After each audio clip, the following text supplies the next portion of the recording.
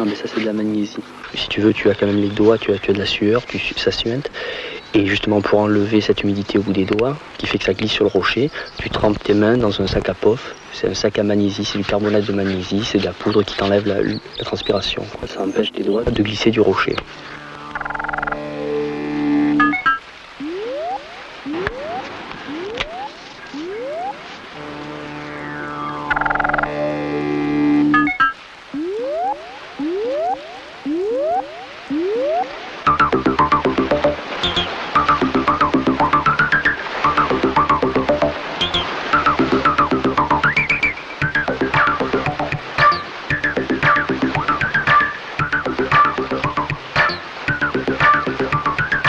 L'escalade libre, elle peut se faire aussi bien encordée qu'en solo, c'est-à-dire que tu prends aucun point artificiel et tu utilises uniquement les prises du rocher. Et le solo, c'est, enfin pour moi, c'est l'escalade suprême, c'est-à-dire que tu n'as aucun moyen d'aide, tu passes en libre et sans aucune assurance. Il faut avoir une super concentration et le moindre faux mouvement ou équilibre ou si tes bras tétanisent, bon, ben, c'est la chute quoi. Alors justement l'intérêt de la piate, si tu veux, c'est que tu as à proximité l'eau qui est à 1 ou 2 mètres en dessous de toi, ce qui fait qu'en cas de chute, bon, tu risques absolument rien. Il n'y a vraiment aucun danger. C'est à la fois un entraînement pour attaquer ces parois-là, au niveau d'endurance aussi, parce que tu peux te permettre d'aller jusqu'à tétaniser tes muscles et de tomber à l'eau sans prendre aucun risque. C'est aussi un but parce que bon, c'est quand même agréable de pouvoir sans contrainte morale te balader, faire de très beaux mouvements au ras de l'eau et tout, c'est vraiment un plaisir, c'est pas qu'un entraînement, ça m'arrive de venir souvent ici pour grimper, pour le plaisir uniquement, le plaisir du geste sans aucune contrainte morale. Alors ça te permet de travailler des mouvements et si toutefois bon, tu te loupes dans tes mouvements, tu tombes dans l'eau, tu les remets au point avant de les faire en paroi en solo intégral. Parce que bon, je pense que le solo intégral c'est vraiment l'escalade suprême où il n'y a aucun artifice, tu as un engagement total, psychologique, physique. Et pour moi, c'est vraiment l'escalade que j'aime le mieux pratiquer.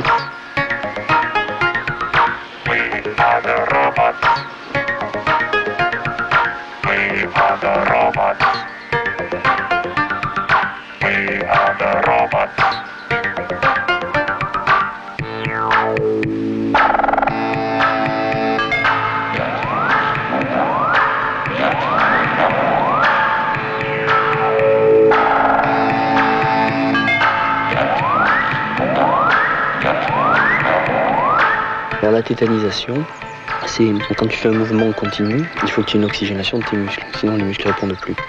Au bout d'une longueur où tu es suspendu sur les doigts, si tu as une mauvaise oxygénation, si tu n'as pas une bonne respiration, eh bien tu as tes muscles qui se gonflent et tu as les doigts qui s'ouvrent et tu ne peux plus rien faire. Ou alors la seule chose, si tu veux, quand ça arrive, c'est d'essayer de retrouver des points de repos, de charger au maximum tes pieds, de mettre tout le poids de ton corps sur tes pieds et simultanément tu soulages un bras puis l'autre que tu remets en bas si tu veux parce que l'oxygène et le sang circulent mieux en fait. Et tu récupères comme ça en basant disons ta concentration sur ta respiration et ça te permet de repartir. L'escalade à haut niveau, tu ne peux pas te permettre, par rapport à la vision qu'il y a des prises, de faire des mouvements logiques. Quand ça devient très dur, tu es obligé d'aller très vite. Et ce qu'il faut, c'est avoir une bonne vision des prises. Et après, il faut laisser faire ton intuition, ton instinct, si tu veux. Te laisser aller de prise en prise. Ton corps, bon, qui a l'habitude de grimper, assimile les équilibres très vite et tu vas d'équilibre en équilibre. Ce qui est le plus important d'après moi aussi en escalade, c'est quand même la façon dont tu passes. Le but, c'est pas de passer un passage, de crisper sur des prises, de se tirer, ça n'a aucun intérêt si tu veux. L'intérêt, c'est justement d'essayer d'être le plus esthétique, le plus harmonieux possible. En fait, c'est une expression corporelle au même titre que la danse, sauf que la chorégraphie bon, est dictée par les prises, quoi. C'est un opéra vertical.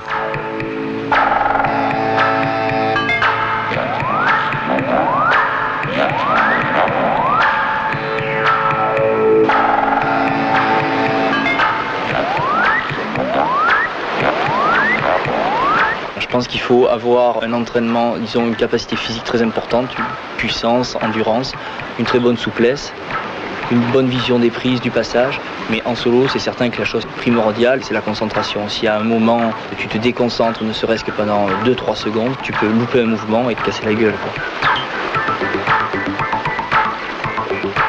Je pense qu'il faut dire une chose, c'est que le solo c'est vraiment très dangereux, c'est ta vie qui est en jeu, c'est ta vie qui en dépend, mais il faut que les gens comprennent que nous on y passe tout notre temps, donc on est préparé pour ça.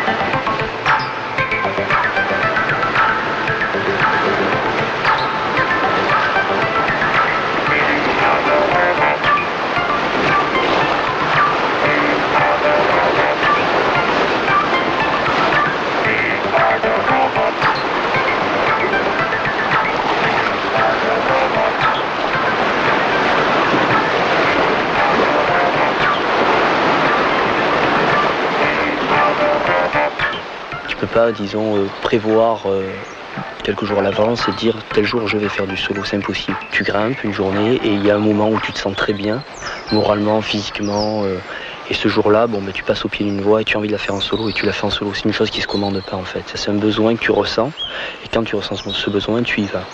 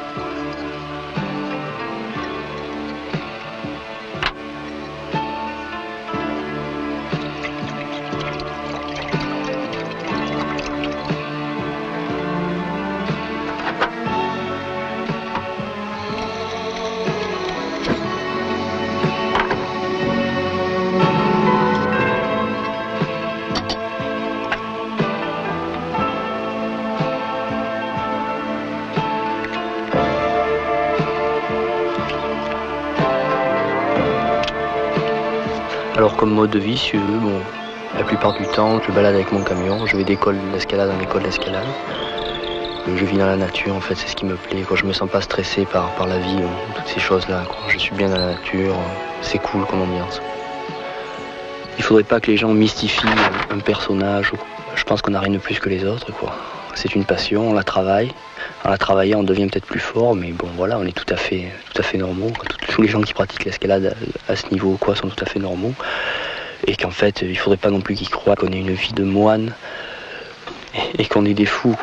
Enfin, moi, j'estime vivre tout à fait normalement. J'ai des périodes, des fois, quelques mois où je grimpe pas, où j'ai envie de faire autre chose. Une chose qui est aussi très importante, je crois, en escalade, il faut en parler, plus que l'entraînement, c'est la motivation. En fait, c'est d'être motivé au pied du rocher, c'est ce qui fait que tu grimpes bien. Alors pour avoir cette motivation, pour la travailler, justement, ça m'arrive d'avoir des périodes de décompression où je fais la fête pendant un mois, où c'est pas du tout un problème. Je crois que c'est très important de le dire, il faudrait pas que les gens croient qu'on est là à s'entraîner comme des bêtes toute la journée, parce qu'en fait, c'est pas vrai.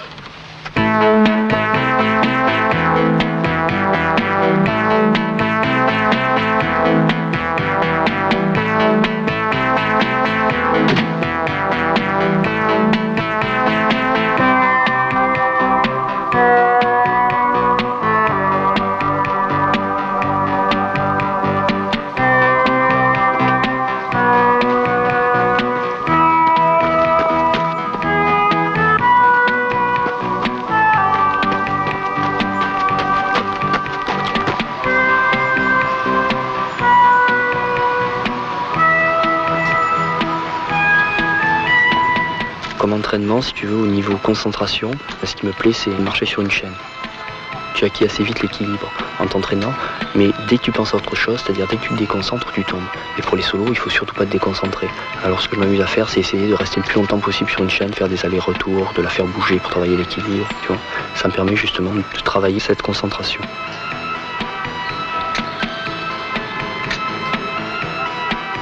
Je pense que le plus important en escalade, c'est la puissance dans tes extrémités, c'est-à-dire la force dans tes orteils et dans tes doigts.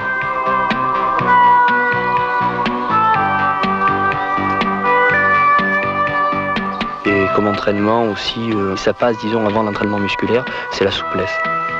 C'est ce qui peut te bloquer dans un mouvement. Je pense qu'il faut arriver à faire les deux grands écarts, enfin avoir le corps le maximum souple, quoi. Et surtout, un truc qui est très important et que les gens oublient, c'est la souplesse de bassin. C'est justement ce qui te permet de pivoter sur tes pieds à chaque fois et de mettre tout le poids de ton corps sur tes pieds. C'est beaucoup plus important que les grands écarts d'après moi.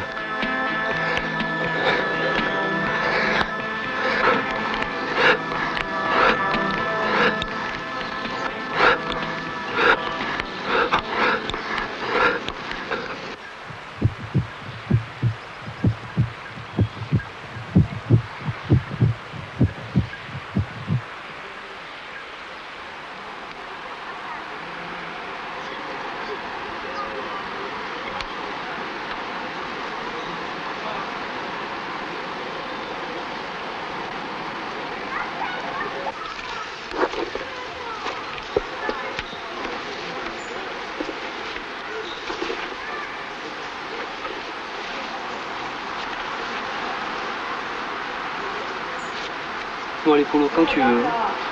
C'est pas le coup.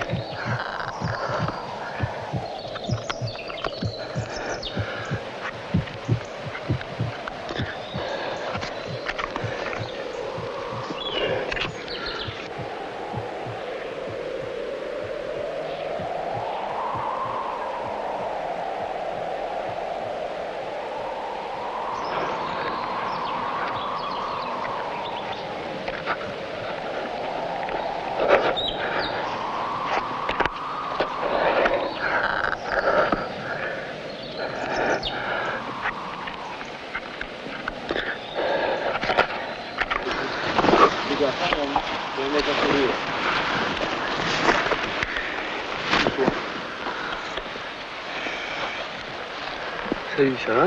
Ça va? Bon, attends, je passe par là. Excuse-moi. Hein. Vas-y, vas-y. T'es bien là? Impeccable. Le gaz, c'est le vide, c'est la hauteur à laquelle tu te situes sur une paroi et qui fait qu'en bas, il y a du gaz, il y a du vide, voilà. Et c'est beaucoup plus difficile parce qu'au niveau concentration, tu n'as plus du tout la même notion des équilibres et puis la même notion d'engagement. Surtout quand tu es en solo dans une paroi qui est très haute, tu sais très bien que tu n'as pas de point de repos, de vire à proximité et sur le plan moral, c'est beaucoup plus dur de te concentrer en sachant que tu es complètement engagé.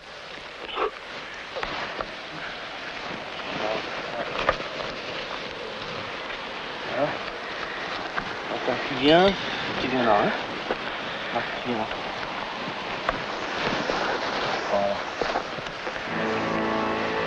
Voilà. Ça va tiens un peu?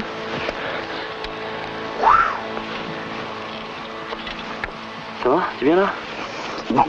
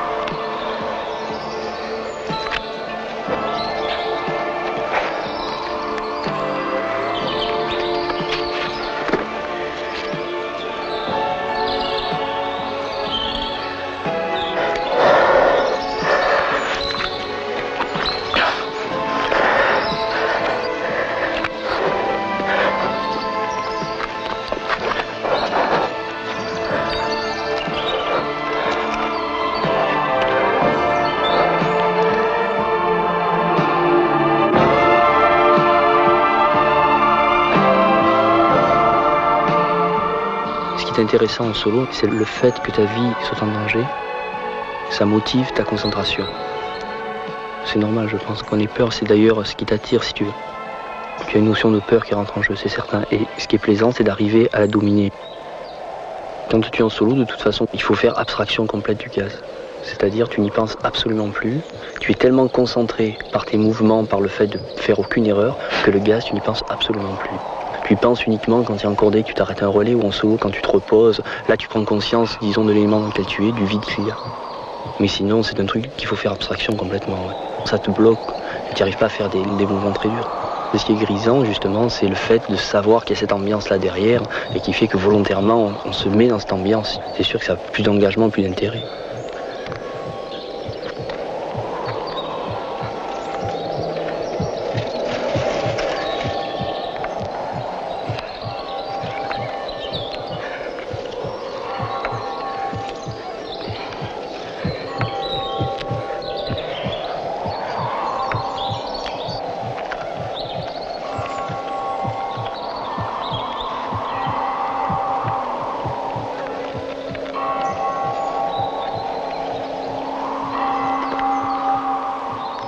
Tu arrives à vivre uniquement en grimpant par rapport à tout ce que tu peux ressentir dans l'escalade et tout ce que ça peut te procurer comme sensation. Au niveau de ton engagement moral, de ce que tu ressens sur le plan physique. Pour moi, l'escalade, c'est pas un sport. J'y consacre tout mon temps. C'est un mode de vie. J'arrive à retrouver tous les besoins qu'on peut avoir, si tu veux, en tant qu'être humain. Tu vas faire une voie très dure. Tu auras le plaisir, justement, de l'expression corporelle, la défense physique, qui fait qu'en fait, ça va te créer de petits besoins. Tu vas apprécier en sortant d'une voie un verre d'eau, un sandwich. Et bon, ça c'est intéressant à l'époque à laquelle on vit d'avoir de petits besoins, je crois. Il y a une prise de conscience au niveau des plaisirs simples en fait qui suffisent très bien pour pouvoir vivre.